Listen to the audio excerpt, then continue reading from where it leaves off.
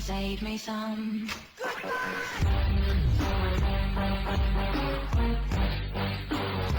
Hello, my friends. How you doing today? I am doing well. I'm doing well. Listen, I'm doing good.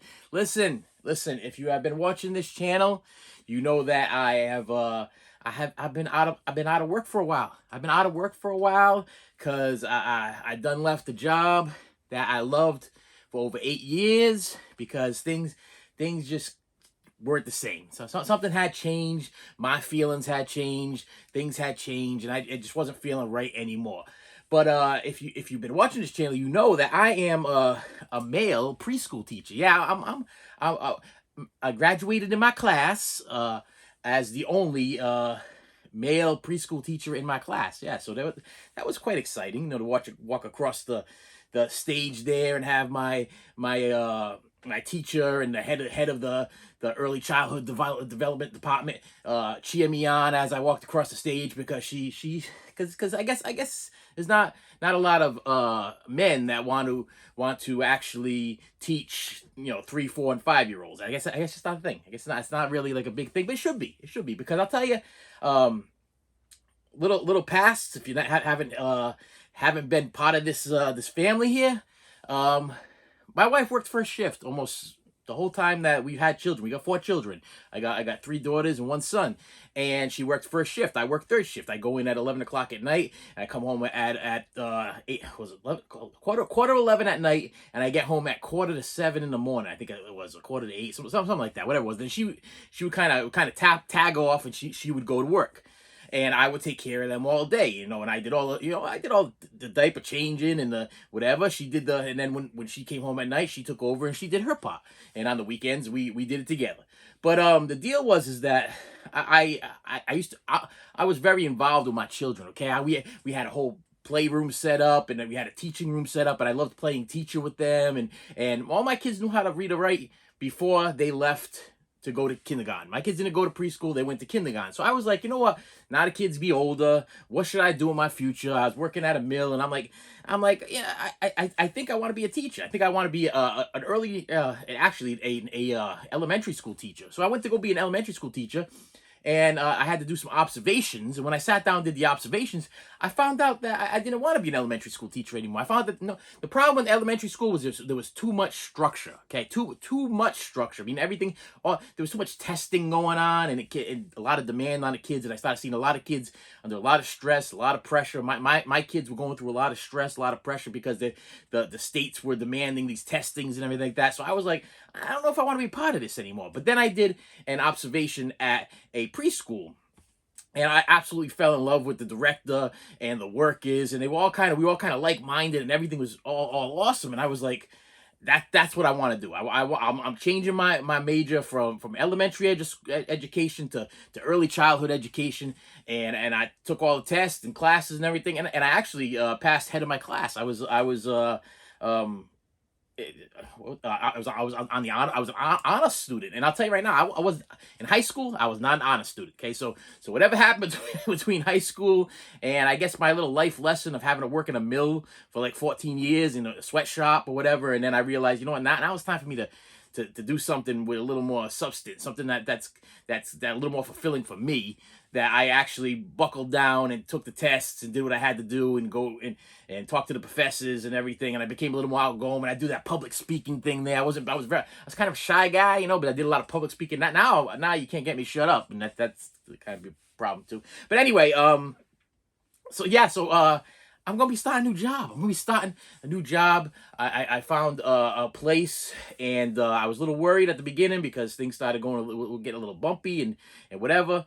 And then everything just literally yesterday Monday, yesterday everything fell into place. Everything just fell into place.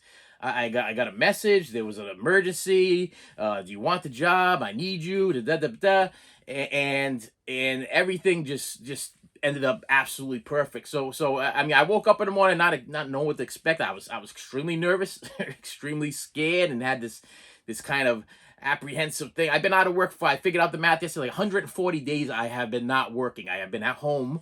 I haven't been collecting no money from nobody. I haven't getting no unemployment. There hasn't been any financial money coming in here besides whatever my wife was making. So we were pretty much just living off of my wife. So we, the packages were coming in, but a lot of the packages were pre-ordered before all the stuff happened. You know what I mean? So with that said, yeah, no, I have learned my lesson a little bit, and the packages are not going to be flying in every single day now that I got a paying job and I'm back at work. Now I'm more along the lines of thinking I was able to survive for 104, I think it was 140 days on just my wife's pay. Now just a little extra money, for this job, or actually a lot extra money for this job.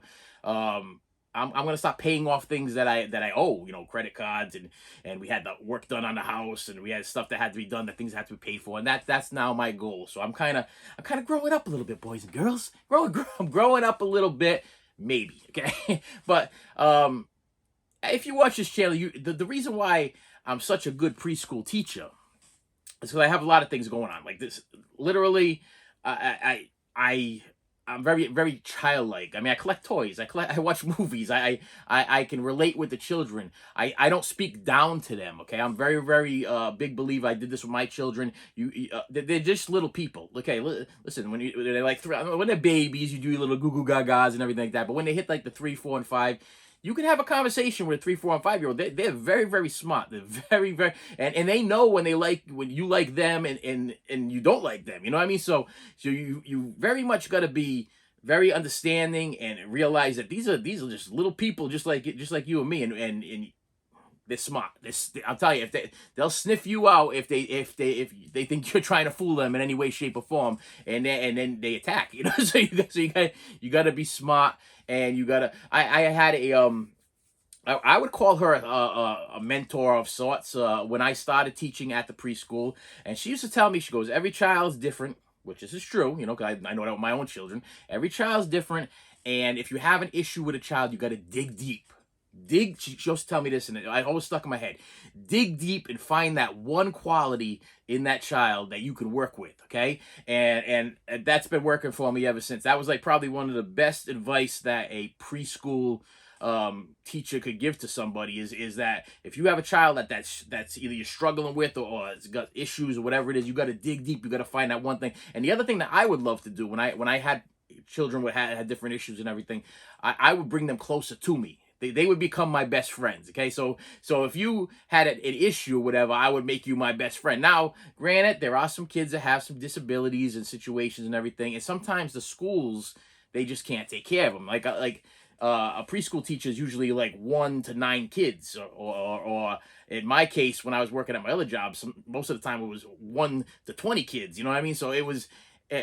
They see your weaknesses, you know what I mean? And you try to befriend them and you try to help them, but it's a lot difficult to do, very difficult to do, when you have 20 kids running around and you're trying to give attention to 20 kids and you're only one person. So it's a little bit different, a little difficult. Things happen. Things just happen, and I just gotta say that I feel very, very happy. I'm gonna use the word blessed. I'm feeling very, very blessed right now. My wife was super excited. She's like, not only is she happy that I'm going back to work because she felt like I was getting into some kind of rut or slump, which I agree. I was kind of getting a little depressed. You done messed up. I was getting a little depressed. I was like, what's up for me? What's my future got in store for me? I mean, can't possibly just be sitting around the house, waiting for the end to come. You know what I mean?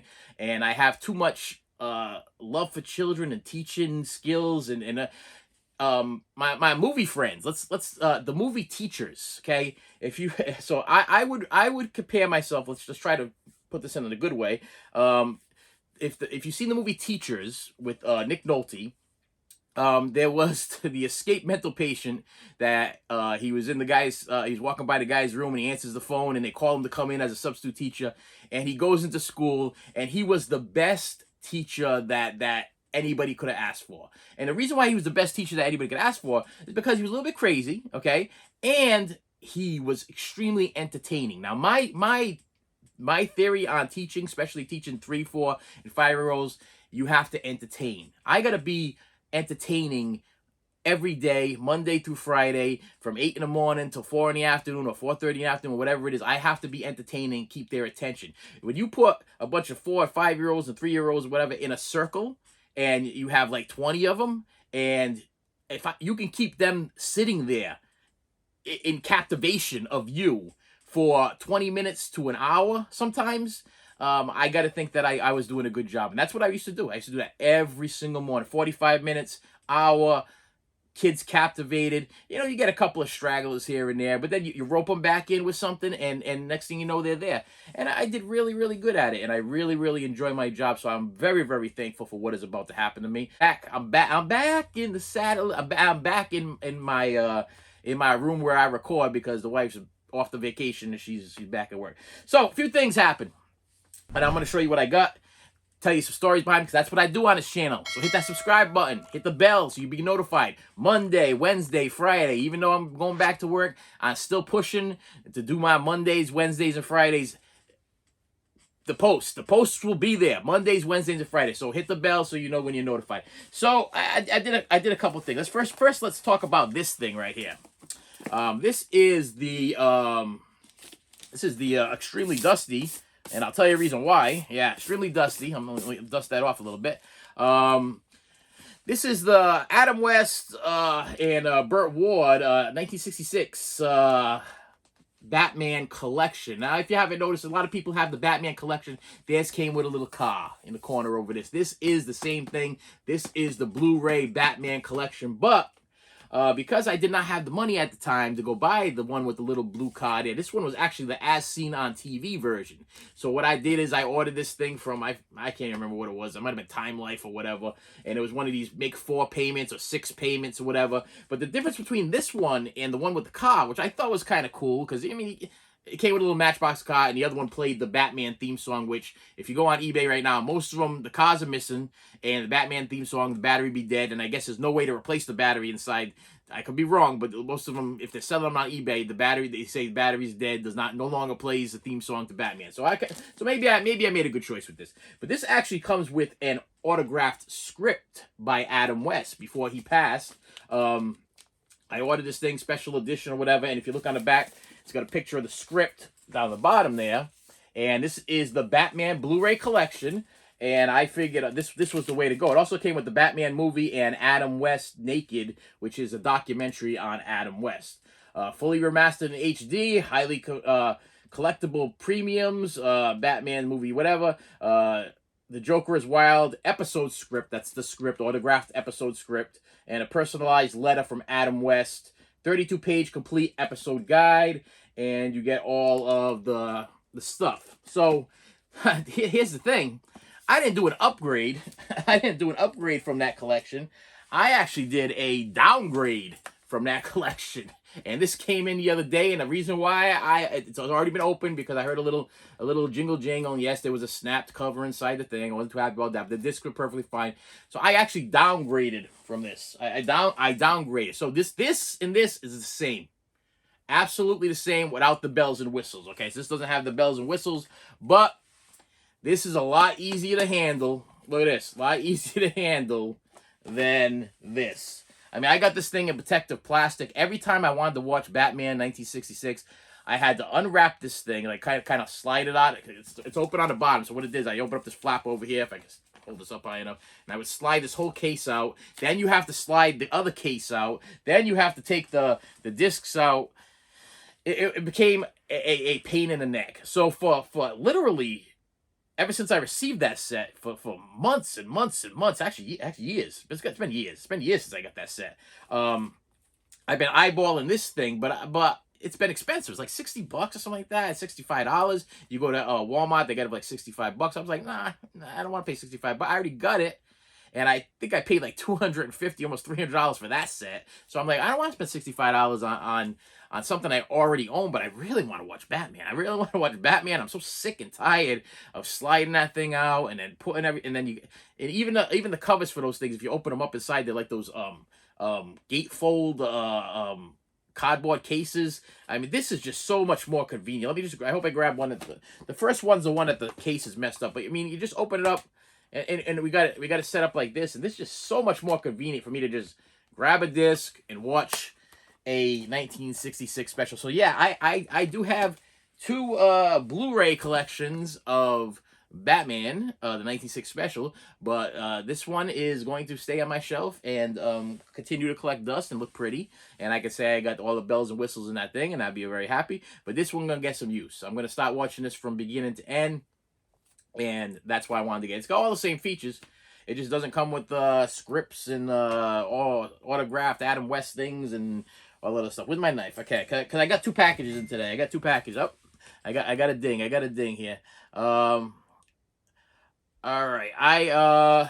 Let's see. I have right here. It's a box. It's a box. Sorry, it's a box from New York. From New York. Okay. Let's get this going here.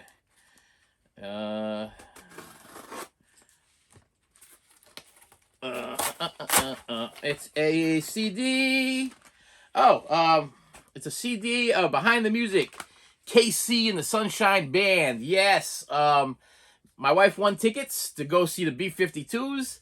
Ooh, I gotta tell you, I am not a B-52s fan. No offense, you B-52 fans, but I think the only hit they had was Love Shack, and I really didn't like that song to begin with.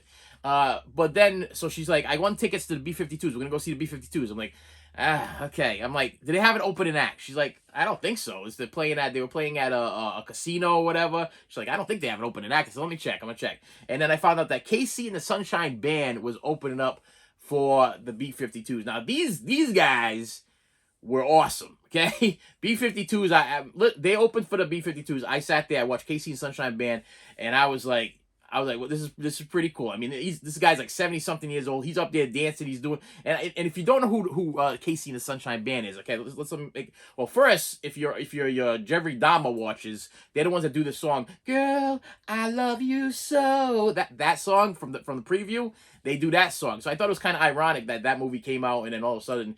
KC and the Sunshine Band are performing with the B-52s, but then they also do Get Down Tonight. Get Down Tonight. It's disco stuff. Listen, it's disco stuff. That's the way. I like it. You know that one. I know you know that one. I'm trying to find the ones that I know because if I can't sing them along for you, ain't gonna be too good there. Shake, shake, shake, shake, shake, shake, shake your booty. That's a big hit with my daughter when she sings it to her daughter. Let me see. Put on your boogie shoes and dance with you. I think I got that one right. Yeah, I got that one right there. Let me see. Please don't go. That's the one. Girl, I love you so. And. That's it. Okay. So I'm sure there's more that you know. I ordered two. I ordered this Behind the Music one because I figured this was gonna be like live, and they're gonna explain why they did the songs they did. I like that kind of stuff. And then I ordered a Greatest Hits because I was there, and literally I was there when they did the intermission between the B-52s and KC and Sunshine Band. I was like, well, we got this intermission. I'm gonna sit here on my phone and I'm gonna see how much these things are going for. These things are like literally like $3. You know, I mean, no, not too many people care about Sunshine and KC and the Sunshine Band anymore. And I don't think they really care too much about the B-52s anymore. This was their farewell concert, and I mean, it was cool to see. And I got put that in my bank of movies that I saw that were concerts that I saw, because I've seen a lot of concerts in my time. Now I can say, well, I saw the B-52s and KC and Sunshine Band. But I told my wife, I looked over my wife and I whispered in her ear, I said, listen, next concert we go to, can you please make sure it's one that's like some younger people? Okay, I'm starting to feel a little bit old here. Last one we went to go see was the guy from the Beach Boys and Chicago. Okay, so all right, Chicago's up there, and the Beach Boys guy, Brian Wilson from the Beach Boys, he came out in a walker. Now, listen, no offense to people getting old and everything and having to go in a walker, but they propped this guy up behind a piano, and literally it was sad in a way because I kind of felt like he didn't know where he was, and then the singing, I thought the singing was coming from him, and then as I'm watching, they had a singer on the side of him who was doing like pretty much all the vocals, he can't sing anymore. He's old. I mean I gotta say he's gotta be in his 80s or something.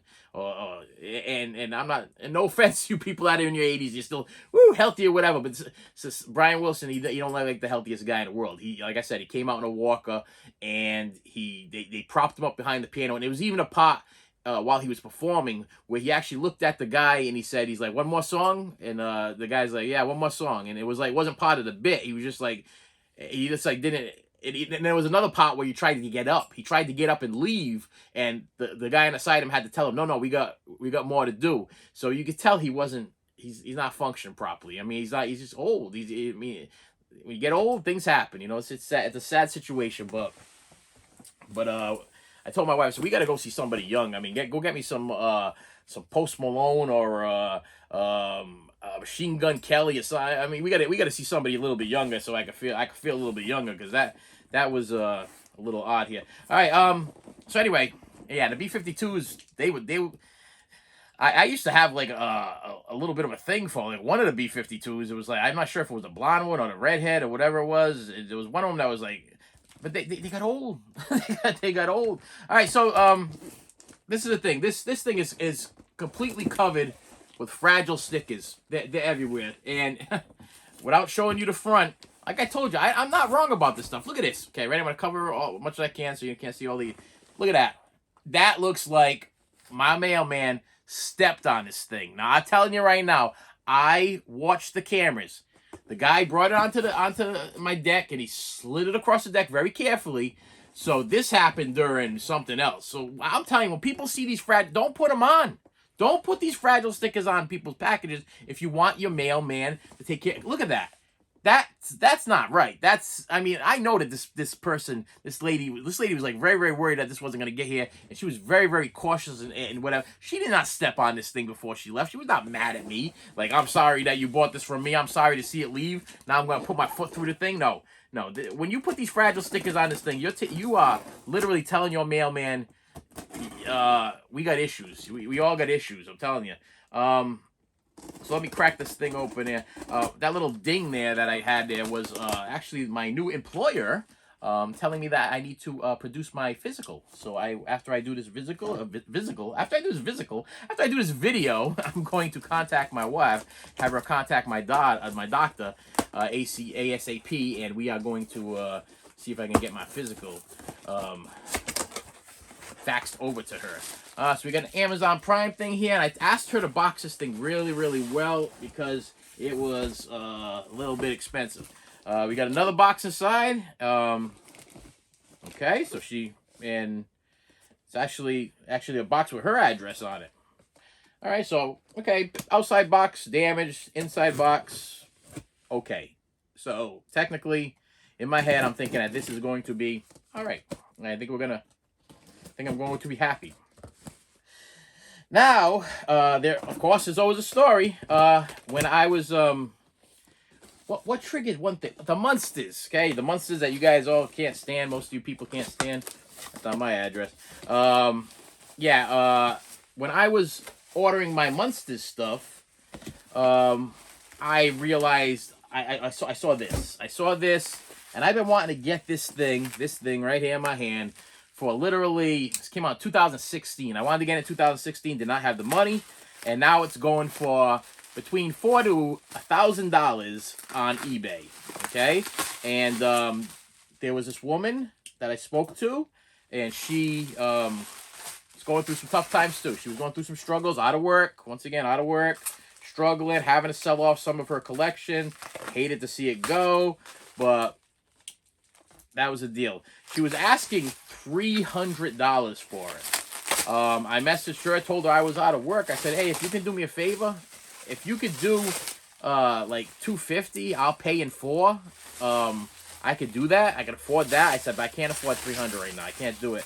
And she jumped right on. She's like, yeah, I'll do that. I'll take it. I really need the money. I got hospital bills to pay and everything. It was a kind of sad situation, and it kind of busted me up a little bit, because I was like, I probably should have. I should have, but I really don't think I could have. Like, financially, I'm trying to pay off my. I didn't even know that this job that just happened was gonna be a thing. So I was like trying to pay off my bills, and I promised the wife that I wasn't gonna make any more purchases, especially paying for things there. So I was like, what can I actually afford? With the money that we make or whatever, where I can make like a little bit of a payment at a time. And 250 was like the lowest that I could possibly come up with. So I told her, I said, I'm gonna do 250. I can do 250 if you'll take the 250. And this is the very, very hard to get, extremely sought after. If you are a nostalgic TV fan or a music fan, this is the Monkees box set, Blu-ray box set. Now I have them on DVD. I got the whole. They look like little record players. They're kind of cool. And it's the same thing as this. This thing has some more extra stuff. There's a lot of extra stuff in this set. This was limited to 1,000. And then I guess what happened was this was put out by Rhino Records, and I guess this is the story behind this. They put out 1,000 of them. Only 1,000 in existence. They said they were not going to be making any more, and Rhino owns the rights to the Monkees. So what they said is that they were going to make 1,000. That was going to be it. So I guess what happened was, and this is the story that I found on YouTube when I looked at it. They moved factories. So they took this stuff, their stock and everything, and all their equipment and everything, and they moved factories to another factory. Well, during that moving process, they lost 6,000 of these things. Don't know where they went. No idea. 6,000 have gone missing. So that would made when I did the math in my head, I don't want to be extremely stupid. So 6, 7, 8, 9, 10. That make 4,000 left in existence. But the 6,000 is somewhere. I don't know where they are. They may come forward eventually. But as far as I know right now, there was 6,000 that disappeared, and only 4,000 that were actually sold and sent to different venues and vendors and people that order these things. This was a Rhino exclusive. This was also I think it was a Rhino and Monkees.com exclusive, and that's it. Once they were gone, they were gone. And then I think they ended up finding a certain amount of them, whatever. They went back on the Monkees website. They were selling for $199 for the set. And then those are all gone. So if you go on the Monkees website, they're sold out. You go on anything else, they're sold. You go on eBay, and the flippers be selling this thing for like $1,000, $700, $1,000. A used one for probably around $400. So when I was able to talk to this lady, she said $250. Yeah, I was let me open this thing up, because she did say that the cover thing was off, but it's something that I could easily fix. Which what she's talking about is this right here. This like Monkees moving thing here. So you open this thing up. I mean, I don't want to do like a big old unboxing thing here, but it's kind of cool, the stuff that this thing comes with. Where can I put this where it's not gonna mess everything up here? It comes with actually a Monkees 45 record, okay, and then you get the original. This is the original, I guess, press pictures or whatever of the Monkees before they became big and famous. You get a book, a nice book there, and then in here, let me see if I can just slide this thing out here without messing anything up. This is a very I'm gonna take one out, because I gotta do a little research on the proper unboxing of this thing, because I don't want to mess these up. They got like tabs on them and stuff. I think they slide out. I don't know. But they each come in these individual sleeves, and they look like little records. And what it is the whole entire Monkees franchise, the whole Monkees series, and a bonus disc that was only included in this set. So I got to tell you, boys and girls, what did I do with the thing? What did I do with that? What did I do with that thing? Wait, hold on. I put in the back. Hold on. I gotta tell you, I've been waiting for this for a while. Monkees were a big part of my childhood. I would come home from school, and they would be on channel 56 right after school. Oh, lose my voice. And I would actually run home to see them, because they came home at they started at like right around the time where I was like leaving school, and I was actually a crossing monitor at the time, if I remember correctly, crossing guard. And I would after I was done making sure all the kids are safe and cross or whatever, I would run home and I'd be watching my Monkees, and I Dream a Genie would come on, and Bewitched, and I absolutely love them. It's a strange thing. I'm a big Beatles fan, and a lot of people joke because they say, "Oh, well, the Beatles were inspired by the Monkees." No, it's like a vice versa thing. Like they wanted a TV series of a band that was just as popular as the Beatles, and they put together this band, and some of them could actually play their instruments, and the other two were actors. So they had to kind of learn as they went along, and became like this big, major, unbelievable event, franchise, band. People love the Monkees. I love the Monkees, but they became something out of the ordinary. They were like the Brady Bunch exploded. You know what I mean, with the Beatles. You know, that's how I would call that. Real funny stuff, really good stuff.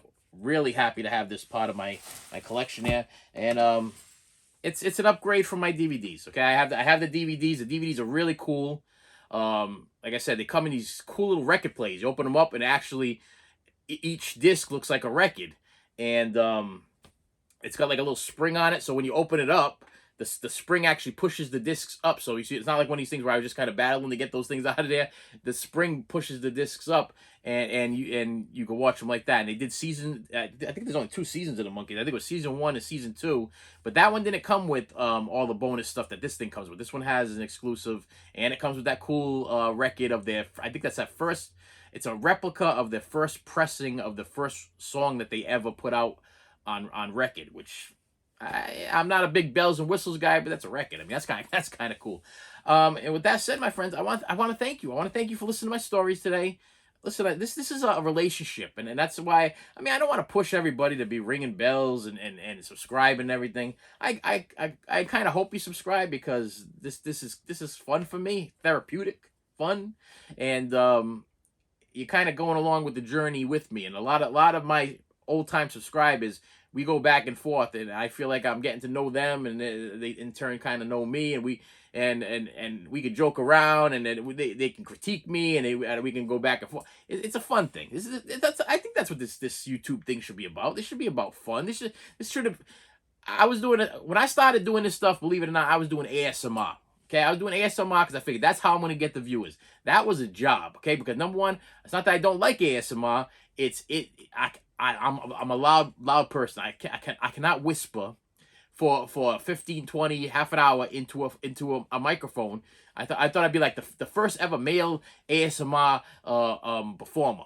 And then I went one step up. I'm like, you know what? I bought a puppet. I'm like, I'm gonna do puppet ASMR for kids. That was a nightmare, because you try putting a puppet on your hand doing this thing while you're trying to speak into a microphone that exists over here on this side. It was, whoa, that. I had video footage of me, and I would show it to my daughter, because she does ASMR, and she does a really good job. She's like in so many K. I don't know if she's up to 14K or something like that. She out of control with her ASMR fan club there. But I showed the video to my daughter, and I was literally like, I'm puppeting with this puppet, and then there's when I edited it, it's like me gasping for air. It's like, because you're like, hello, how are you doing today? And you got to go like that for like whatever, how long. But I'm a big guy. I'm a big heavy guy, and you try whispering like that without breathing into the microphone and act. Because if I would have started breathing like I normally breathe, it would have been a big mess. And then I even tried ASMR for a little while, where I actually wore a clown mask and clown get up, and I would come out, and I would make different sounds talking into the microphone as a clown. And listen, this is what worked for me. This doesn't feel like work. This doesn't feel like a job. This feels like me talking to friends. So this works for me. I'm enjoying it. I hope you're enjoying it. I love collecting movies. I love collecting toys. My biggest thing is horror movies, comedies. I mean, but horror movies is my thing. Horror props, horror toys, movies, music. It's a little bit of everything, but most of all, it's a lot of me. You know what I mean? And that's what you get on this channel. So with that said, my friends, I will see you later. You should have saved me some.